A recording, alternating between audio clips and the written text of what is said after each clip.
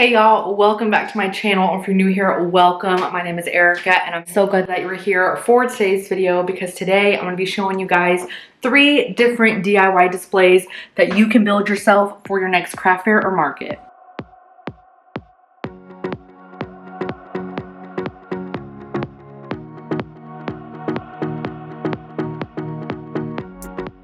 So this video is going to be the first of a mini series. I'm going to slowly build all of the displays that I want for my own craft fairs and markets and show you guys how I'm building them in the process with the help of my husband. So if this is something that you're interested in because you do craft fairs, be sure to be on the lookout for any future videos of any more DIY displays that I do. All right, y'all, so we are building 3 DIY displays that you can use for your craft fairs or markets.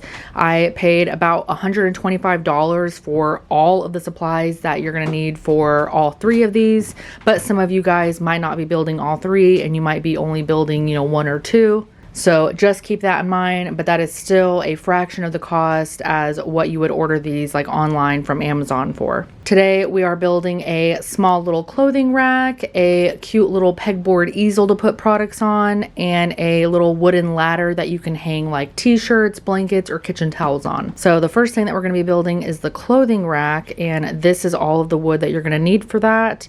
I will list all of the supplies down below in the video description. We're going to be trimming these 4 pieces right here down to 5 feet, this piece down to 3 feet, so it's going to be 2 pieces that are 3 feet, and then this little dowel rod is going to be trimmed down to 40 inches. So that's where we're going to start. Let's go ahead and jump into it.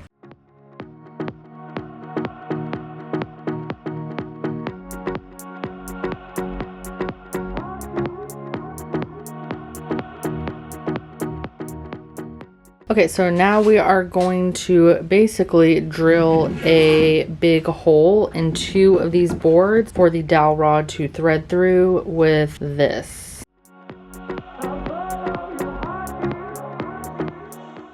So now our dowel rod can just fit in there nice and snugly, so it's super tight. We can put a screw in on the other side to secure it, and it'll be good to go.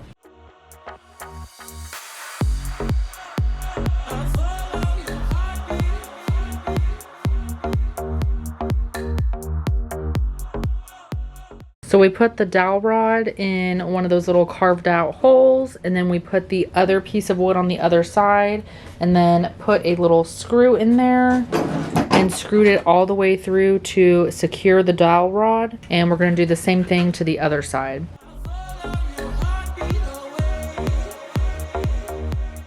Okay, so we've measured 5 inches up from the bottom of this tall 1x2. And we took this 1x2 and we measured 12 3/4, and now we're just gonna level it out, and again it's 5 inches from the bottom, and we're gonna screw this to these 2 1x2s and create a brace for our shelf to sit on.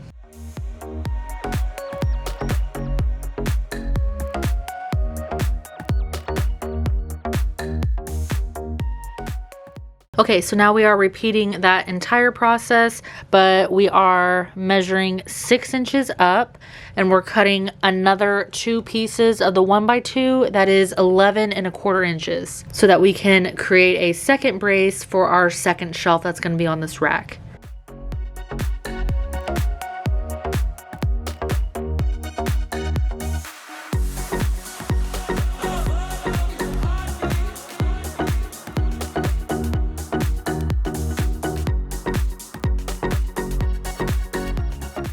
Okay, so now we just took some finishing nails and nailed that shelf to that first bottom brace down there so it can be held in place.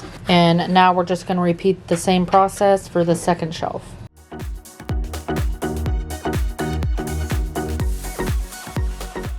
Alright, so here is our clothing rack. Now I'm going to take a piece of sandpaper or a sanding brick, and I'm just going to sand all of the rough edges, and then we're going to stain it.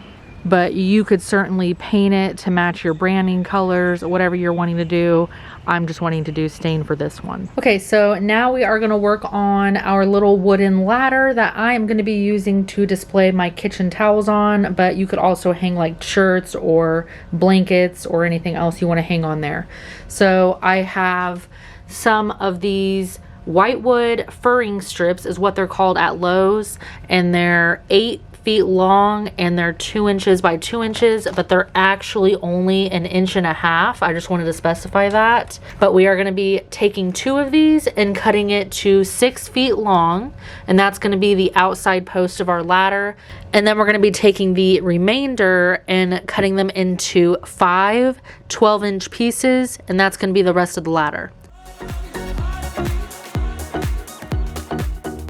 And now we're cutting this piece into 5 pieces that are 12 inches apiece.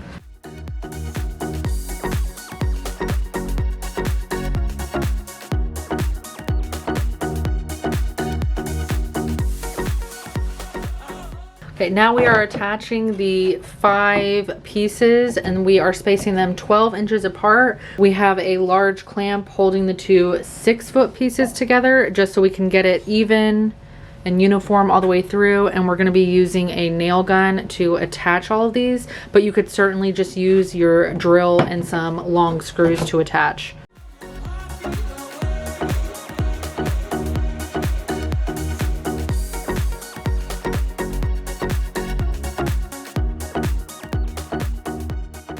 So now our ladder is all built, and now I'm going to take it outside and sand and stain this as well.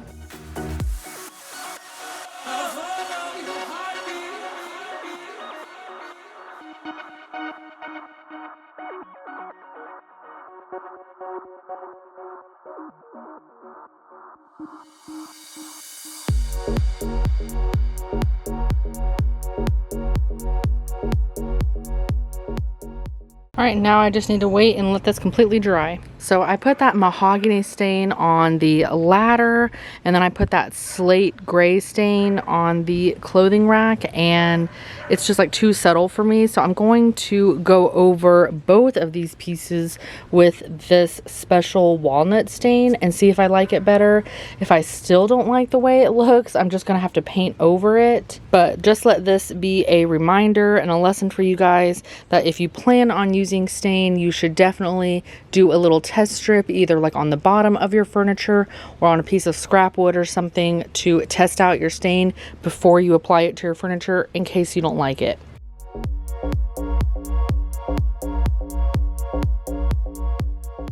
Oh yeah, I'm definitely liking the way that looks over just the plain mahogany, so I'm definitely going to go over the whole thing in this special walnut stain.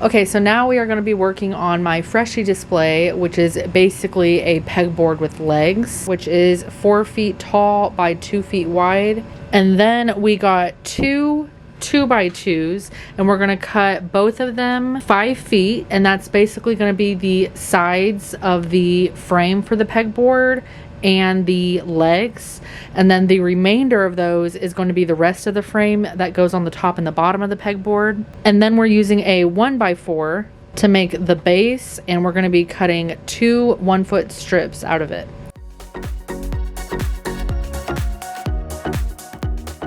Okay, so now we have the excess piece, and we are measuring 24 inches or 2 feet, and that is going to be the top and the bottom of the pegboard border.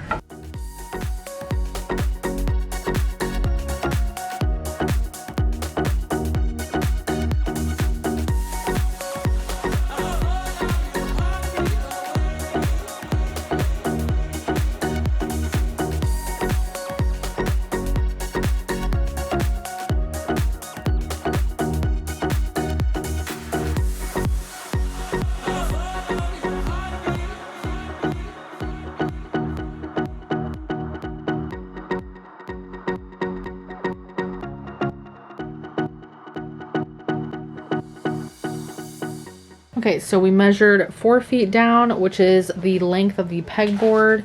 And then this last piece, which is 2 feet long, we're going to put a screw in on each side to attach it. And then our pegboard is going to be screwed on the back, attaching it to the top and the bottom piece of the frame so that we have a border on the front side.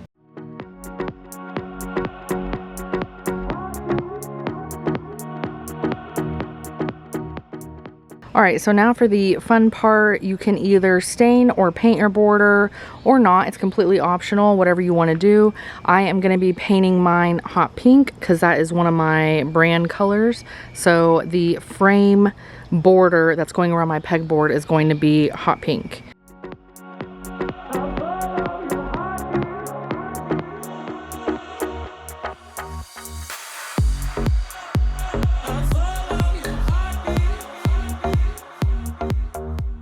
Okay, now you obviously don't have to do this next part, but because I'm super extra, I'm going to spray my frame with some clear spray paint, and I'm going to sprinkle just a little bit of glitter all over my display.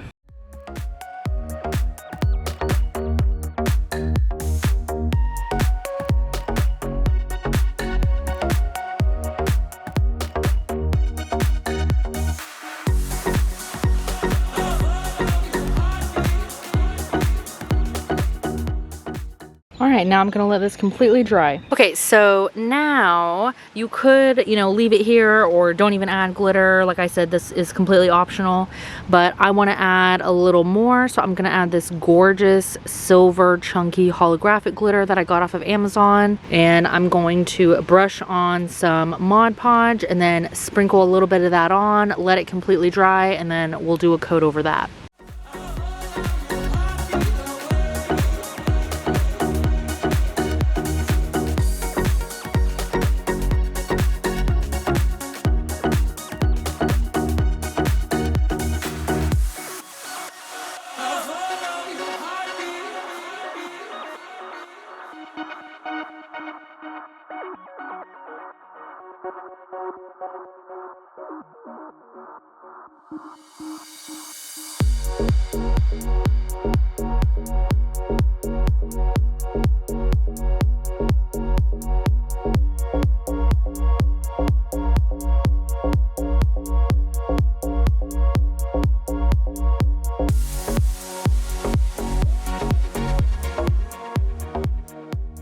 All right, y'all, so now that that is completely dry, our glitter is looking gorgeous and fabulous.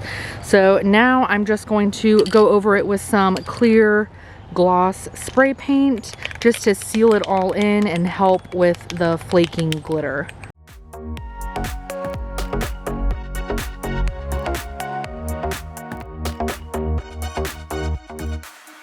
All right, now I'm gonna let this completely dry and then we will attach our pegboard. All right, y'all, so now that my frame is completely dry, I'm going to put it face down on the ground and then we're gonna put on the pegboard. Okay, so I want the white part of my pegboard obviously to be the front, so I'm going to turn it around and we're just gonna lay it on here. Okay, so now I'm gonna put 3 screws in the top and the bottom, attaching them to the bottom and top of our frame.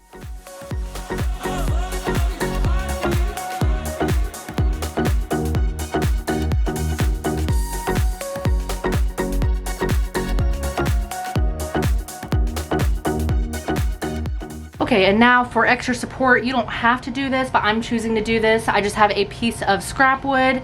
I have 2 more screws, and I'm just gonna put a support piece in the middle so that my pegboard's not bowing back and forth or anything. And now we have our finished pegboard display. Now you could always take it a step further and paint your pegboard or paint a design on it, add vinyl, add a sign, whatever you want to do to customize it to your business. That's the beauty of doing your own DIY projects. You can make it exactly how you want it or need it.